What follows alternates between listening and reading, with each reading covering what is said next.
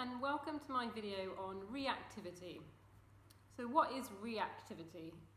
That would be when your dog is barking at a certain trigger. So that trigger could be another dog, it could be a person wearing something specific like a hat or a face mask now, because that's what we're dealing with.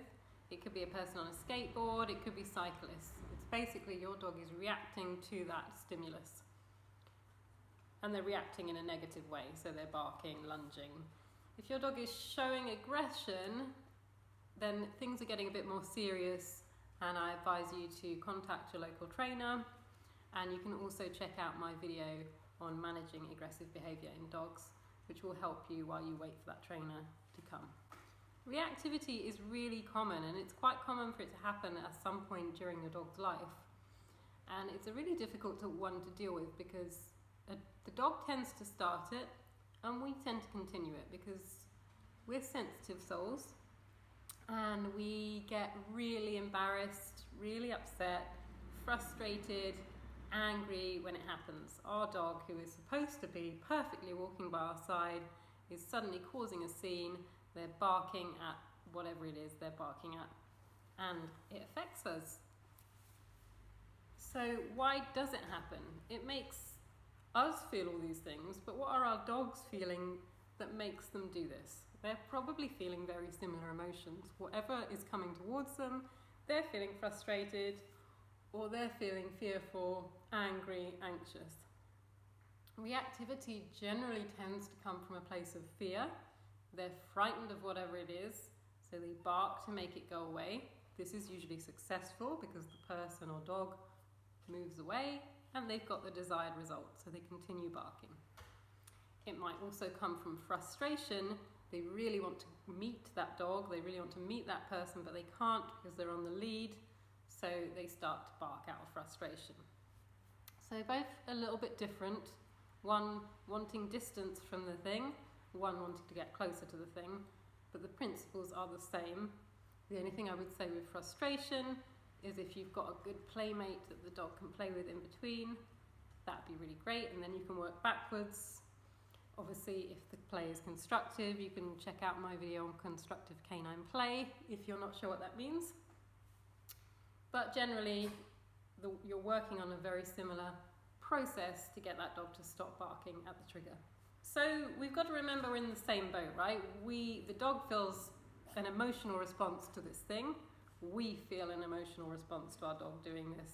We're both not feeling good, but we're going through this together, and the main thing is to try and stay calm yourself. Your dog is definitely not doing this to annoy you. They're not doing it because they're a bad dog, and what you definitely want to avoid is any kind of punishment or negativity around it. So saying no, or you get some advice saying spray your dog with water. You want to avoid all these things. Your dog is already saying something bad is coming, something bad is going to happen, I don't like this thing. If you then add a punishment, you've confirmed that dog's fears, so it's likely that the behaviour is then going to escalate. Something bad's coming, I get hit, I knew something bad was going to happen. Instead, we want to change this association to something good. So that dog sees this thing coming and says, something good is about to happen. So how are we going to do that? With your dog's favourite treats or your dog's favourite toy. So we're going to mainly focus on treats because it keeps arousal low. So think about what your dog really enjoys in the home. Don't go for like kibble or boring biscuits. That's your rice cakes. You're not going to want to change your emotion for that. Go for your chocolate cake. Obviously don't give dogs chocolate cake, but your dog's equivalent to chocolate cake would be your chicken, your cocktail sausages, pate, cheese, all the good tasty stuff like that. There's a lot to think about when dealing with reactivity, but I want you to focus on three main things. So first, we're going to change the association. So instead of the dog thinking something bad is going to happen, or that they're going to feel this feeling of frustration around this stimulus, we're going to change it to something good is going to happen. So they see the trigger, you're going to give them a treat. Give them their favourite treat. Give them a few of their favourite treats if you need to. Don't worry if they are reacting. I mean, ideally you want to get them far enough away so they can just look at the trigger. But if they are reacting, don't worry about rewarding that, because you can't increase an emotional response. So you can reward a behavior, but you can't reward an emotional response to make it happen again and again. So I'm scared of spiders. You're not going to make my fear any worse when I react when I see a spider by saying it's okay. It just doesn't work like that. You can still change the association if the dog's reacting. Eventually, when they get treats enough each time they see that trigger, they're not going to need to react, because they don't feel that sudden, oh, I need to explode barking. They're going to say, oh, I feel good. I don't need to bark. What I need to do is look at my owner and say, can I have my treat? Number 2 is to increase your distance. So while you're working on this, you want to avoid narrow spaces, and sometimes that's quite difficult to do, especially when you're in London like I am. But avoid sort of going down narrow streets, having to pass dogs really close contact if the dog is a trigger, or having to pass a stranger in close proximity. You want to give your dog distance, because they're going to just go, oh, I can't cope, I can't focus, I can't change my association if it's right here, you know? So if I want to work on my spider stuff, you're not going to put a spider on my shoulder. I can't deal with that. I'm just going to be lost. I'm going to be freaking out. Put a spider in the corner of a nice big room. All right, I can look at that. I can think about that. I can change how I feel by looking at the spider. I like that spider. It's nice. It's doing its job. It's eating the insects. I have time to think. I'm not in a weird, crazy, panicked state. So increase your distance. You can't work when your dog is in a state of fear. You need to take them to a place where they can focus back to you and they can think about what they're doing. That's why sometimes it's not such a bad thing to use medication if your dog is extremely, extremely fearful, because you can just take that edge off, like having a nice glass of wine, just take that edge off so we're able to focus again and start learning. If you think your dog is that extreme, then you need to talk to your vet about your options there. Number 3 is you want to reduce the amount of triggers. So again, a bit like distance. If you're seeing loads and loads and loads of the trigger one after the other, that's also going to send you into a bit of a state. So there's a spider in the corner, I can cope with that. There's a spider in that corner and that corner and that corner. No, I can't cope with that anymore. I've gone back into my ridiculous can't focus state.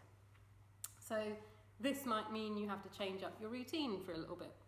You might have to walk really early in the morning where you're going to see less dogs, or late at night, or you might have to turn your walks into road walks so that you have more control over where the dogs are. There's not loose dogs running everywhere, or hopefully there's not strangers popping up all over the place. If it's strangers, you might actually want to go to a more open space so you can see where they are, see who's coming, so someone's not going to just appear around the corner. So controlling your environment a bit more. So while you're doing your work on this reactivity, you also want to rebuild your relationship with your dog, because chances are it's become a little bit damaged. You feel frustrated, and they probably picked up on that, and your walks just aren't enjoyable anymore, and that's not why you got a dog. You wanted to go for these lovely walks that are nice and peaceful and relaxing.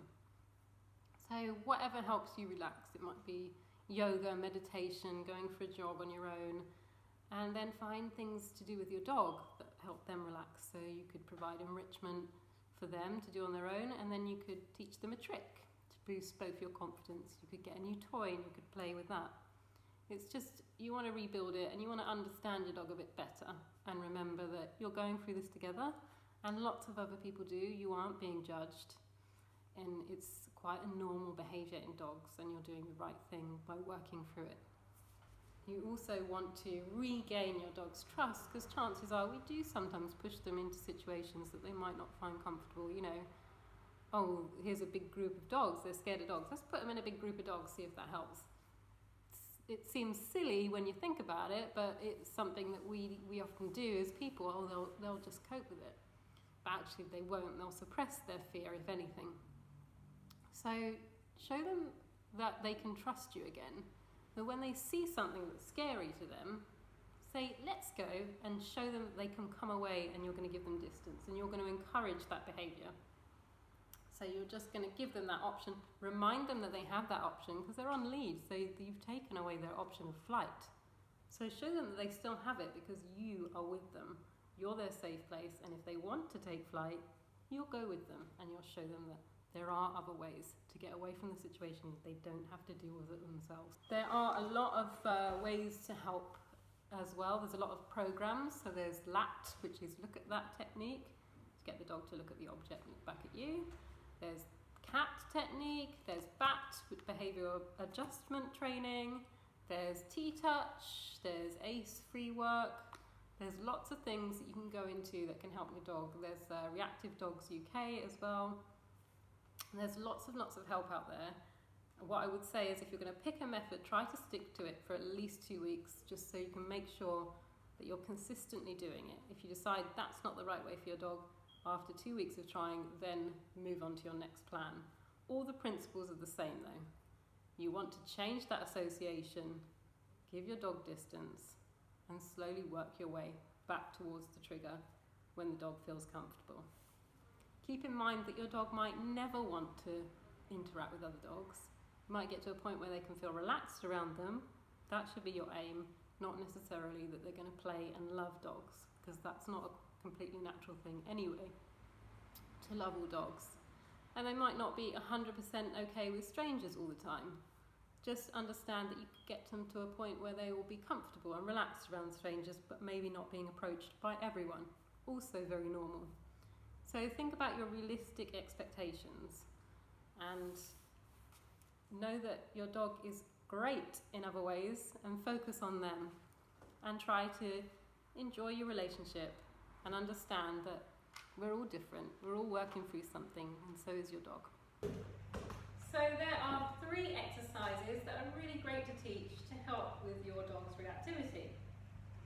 So the first one would be find it. So I'm going to have a handful of treats. I'm just going to chuck them on the floor, and when I do so, I'm going to say, find it. Now that puts your dog into a calm body language position. So they've got their head down, they're snuffling for the treats, which is calming. And we know if we smile, we can make ourselves feel a bit happier. So if we put our dogs into more calm body language, we can make them feel more calm. You've also then got a great cue, find it, that you can use as a distraction, and you can also use it as your positive association. So trigger appears, dog's clocked it, thinking about reacting, you're going to say, find it. You've interrupted that reaction, and you've created a positive association to the trigger. Second one is your let's go.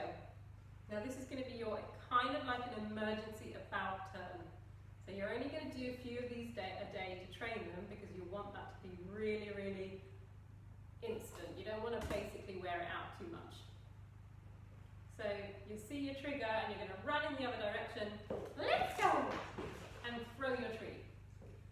Or if your dog really likes toy play, run in the other direction, have a good old play with some toys. So again, see your trigger, let's go.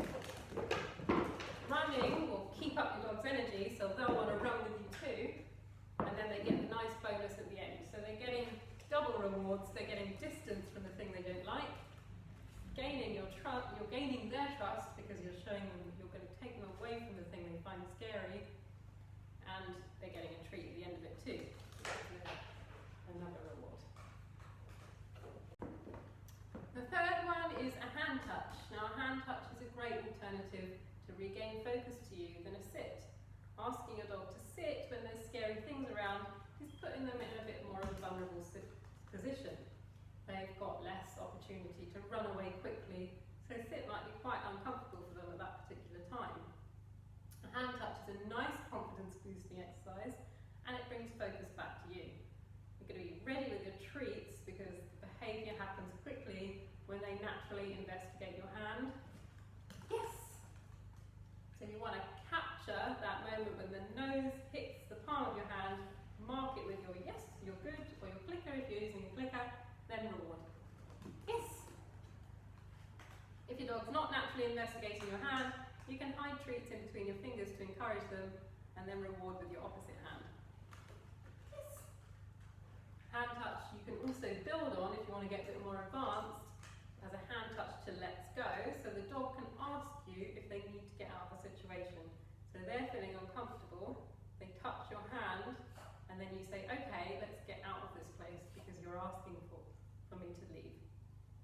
And you would do that by hand touch, let's go. And then repeat that a few times, then do it around your trigger, moving away from the trigger. And then if your dog ever touches your hand when you're out and about, respond to that with a let's